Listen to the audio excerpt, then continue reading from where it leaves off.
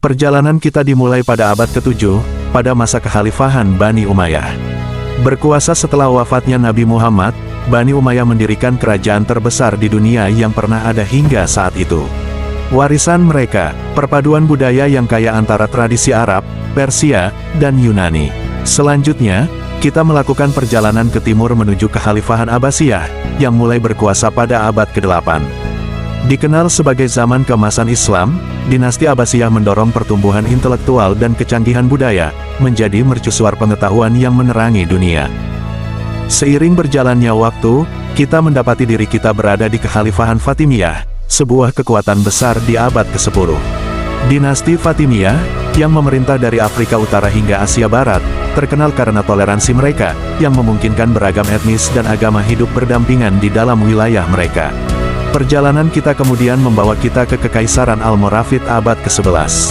Berasal dari Maroko, Almoravid memperluas pengaruhnya ke Spanyol, meninggalkan dampak jangka panjang pada budaya dan arsitektur Eropa. Abad ke-13 memunculkan Kesultanan Mamluk, sebuah kerajaan militer unik di Mesir dan Suriah. Suku Mamluk, awalnya adalah budak, merebut kekuasaan dan membangun sistem pemerintahan yang akan meninggalkan jejak mendalam dalam sejarah wilayah tersebut. Pada abad ke-15, kita menjumpai Kekaisaran Timurid, sebuah dinasti yang meninggalkan jejak yang tak terhapuskan di lanskap Asia Tengah. Kaum Timurid adalah pelindung seni dan ilmu pengetahuan, mendorong kebangkitan budaya yang masih bertahan hingga hari ini. Akhirnya, kita mencapai puncak kekuasaan Islam di Kesultanan Ottoman, yang membentang di 3 benua selama 6 abad. Kesultanan Utsmaniyah, yang dikenal karena kehebatan militer dan efisiensi administratifnya, merupakan kekuatan yang tangguh dalam menentukan jalannya sejarah. Singkatnya, kerajaan-kerajaan Islam, mulai dari Bani Umayyah hingga Ottoman, mempunyai kekuatan dan pengaruh yang signifikan. Mereka memupuk perpaduan budaya, pertumbuhan intelektual, dan toleransi beragama. Mereka adalah pusat kekuatan militer dan administratif, yang meninggalkan dampak jangka panjang pada budaya, ilmu pengetahuan, dan arsitektur global.